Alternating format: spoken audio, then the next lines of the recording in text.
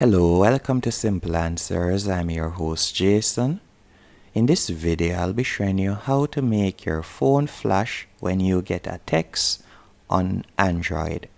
First, you'll need to go into Settings. Once in Settings, you're going to tap on Notifications. Then you'll simply scroll down and select Flash Notification. Right where you see Looking for Something Else, you'll simply tap on Flash Notification. If when you go into your notification settings on your Android device, you don't see that option, what I recommend you do is tap on the search icon right above your profile pic. Then you'll simply search for Flash Notification. And from here, you'll get this, and you'll simply tap on Camera Flash Notification. And you'll simply enable it, as you can see right here.